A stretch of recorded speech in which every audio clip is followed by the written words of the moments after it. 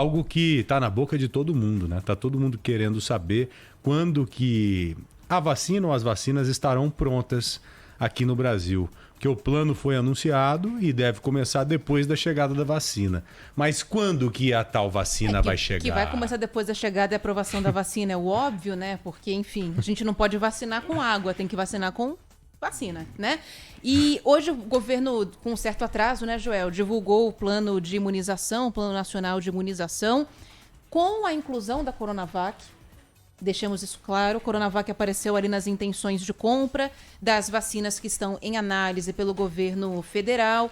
Houve ali uma separação em fases, de acordo com idade, categorias da população. Então, trabalhadores de saúde teriam prioridade. Pessoas com comorbidade entram na terceira fase da campanha de vacinação. Mas, enfim, ainda tem uma série de coisas que a gente deve questionar. E a gente vai agora destrinchar um pouco mais esses dados com o Evaldo de Araújo, Joel, que já está aqui com a gente. Ele é médico infectologista do Hospital das Clínicas da USP, diretor da Sociedade Paulista de Infectologia. Doutor Evaldo, obrigada por nos atender, viu? Boa tarde. Oi, doutor. Boa tarde. Bem-vindo. Boa tarde, obrigado. É um prazer estar com vocês aí, todos os ouvintes. Prazer é todo nosso. O senhor já deu uma apreciada nesse plano de imunização que foi apresentado agora há pouco pelo governo federal? Acredito que sim. O que o senhor achou por alto, por cima, para a gente iniciar o nosso papo?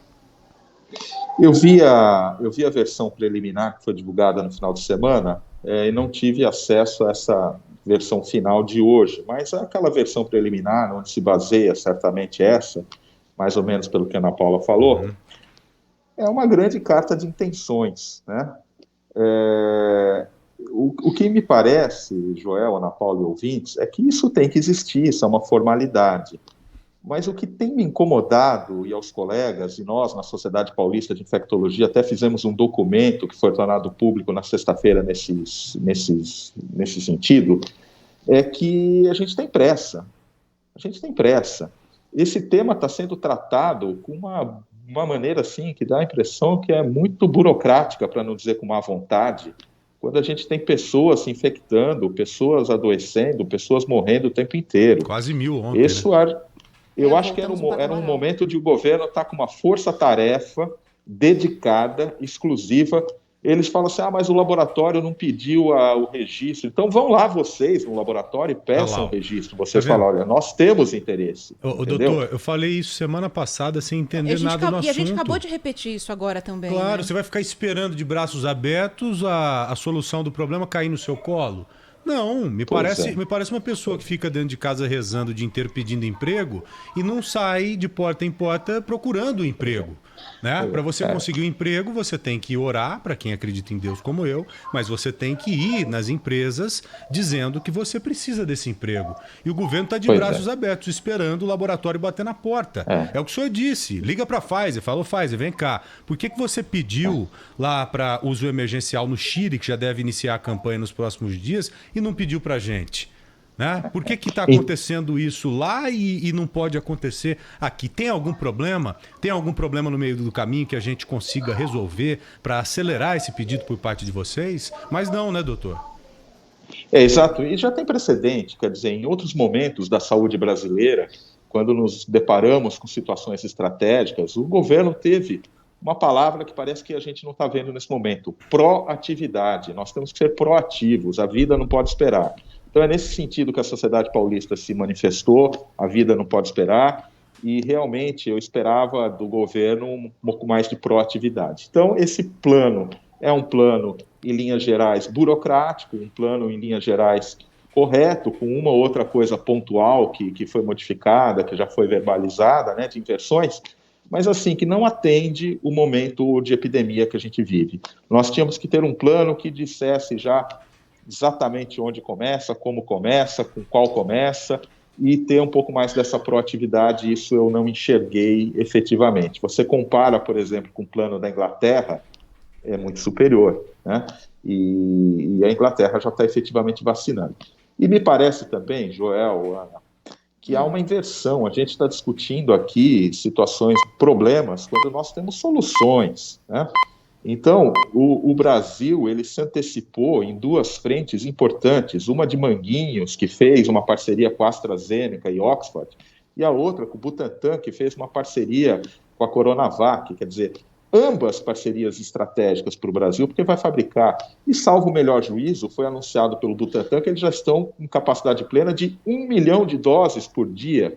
Então, a gente tinha que estar celebrando que nós já estamos fazendo 1 milhão de doses por dia de uma vacina cujos resultados serão em breve tornados públicos, mas que até agora não mostrou nada que preocupasse. E, em vez de a gente já pensar como é que nós vamos usar essa produção que já está acontecendo, nós estamos aqui discutindo detalhes, questúnculas, e enquanto isso as pessoas estão adoecendo e morrendo. E o senhor tem razão, o plano que foi apresentado no fim de semana trouxe algumas mudanças, né, porque foi apresentado hoje.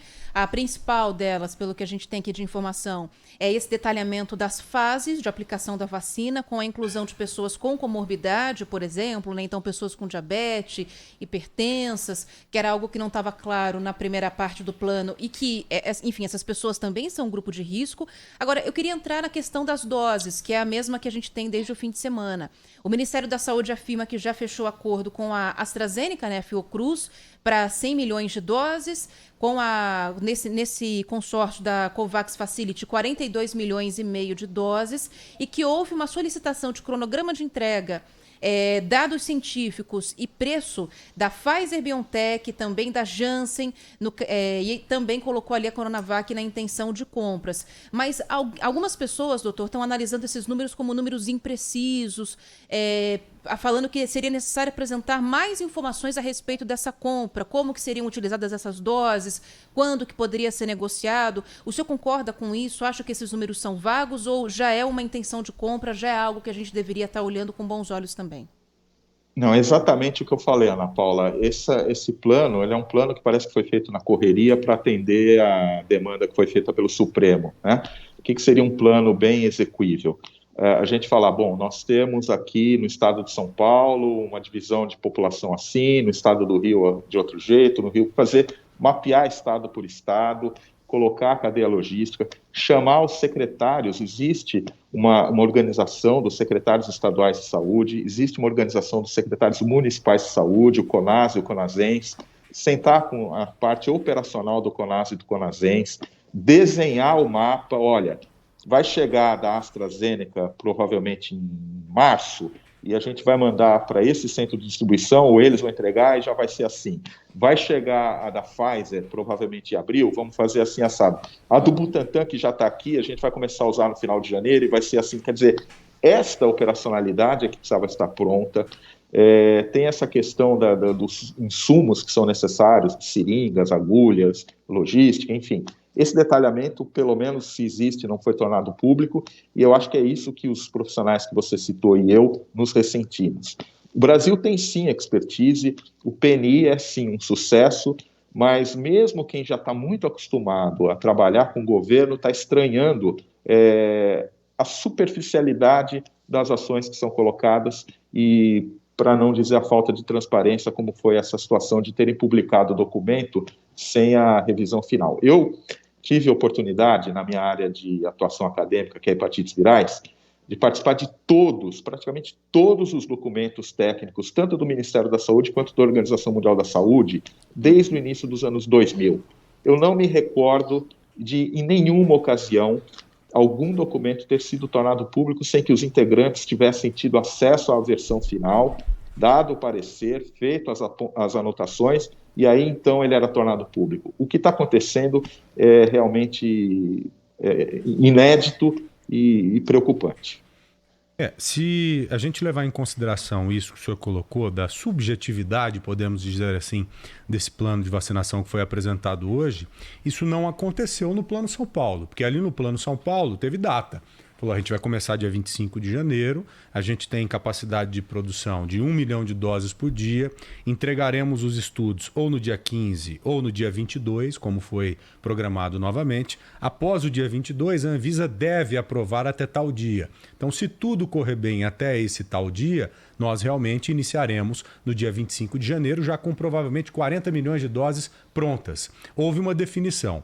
Agora, doutor, o senhor acredita que essas vacinas que estão sendo trabalhadas nas grandes potências, por exemplo, a vacina da Pfizer, que já está sendo aplicada em território norte-americano. E que, aliás, vai ser analisada na segunda-feira, viu, Joel? E pode ainda na semana que vem ser aprovada para aplicação imediata em toda a União Europeia, o que vai reduzir ainda mais a demanda, aliás, aumentar ainda mais a demanda por doses. E diminuir ainda mais a possibilidade dessa vacina vir para cá. É isso que eu quero saber, doutor. O senhor conversando com os colegas aí, os senhores entendem que é difícil essas doses chegarem aqui? É mais complicado essas vacinas mais concorridas chegarem aqui ao Brasil ou não? A gente está falando besteira ou imaginando uma coisa que não existe? Vamos lá, Joel, vamos falar o que é uma vacina concorrida. Uma vacina concorrida é uma vacina boa? É uma vacina segura? Se a gente for definir vacina concorrida como vacina boa e segura, toda vacina que está em desenvolvimento é boa e segura. Porque não temos notícias em nenhum dos estudos de fase 1, fase 2 e fase 3 de qualquer coisa preocupante do ponto de vista de segurança. Do ponto de vista de eficácia, a gente também teve ótimos resultados. E aí a gente tem que observar que existe o bom e existe o ótimo. O que seria ótimo? A gente está com tudo pronto e tem uma vacina como a Pfizer-BioNTech com 95% de eficácia, né? Mas o que é bom e necessário? É começar a vacinar as nossas populações mais vulneráveis o quanto antes. E isso a gente vai conseguir, por exemplo, com a vacina Coronavac, a gente vai conseguir isso com a Sputnik, a gente vai conseguir isso com a AstraZeneca, que são vacinas de menor complexidade e que aparentemente têm um pouco menos de eficácia, mas que na hora que você começa a usar já dá um grande impacto. Nós achamos que a gente tem que ter uma eficácia acima de 50%. Todas estão dando, nos piores resultados, acima de 60%, que foi o caso da AstraZeneca, que chegou entre 60% e 70% e que está refazendo uma parte do estudo. A Sputnik mostrou 91% em dados ainda não publicados.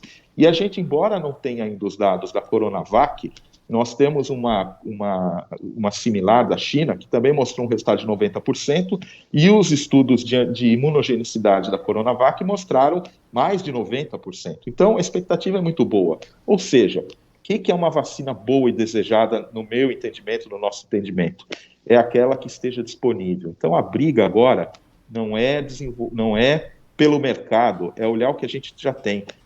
Eu realmente lamento muito, porque a gente está fabricando 1 milhão de vacinas por dia, a gente tem uma promessa firme da COVAX de ter 42 milhões, a Pfizer, pelos que os dirigentes da Pfizer falam, até foi pega de surpresa com esse anúncio do governo, mas vai tentar entregar, só que a gente tem que olhar outro cenário também, pessoal, que ninguém está falando muito.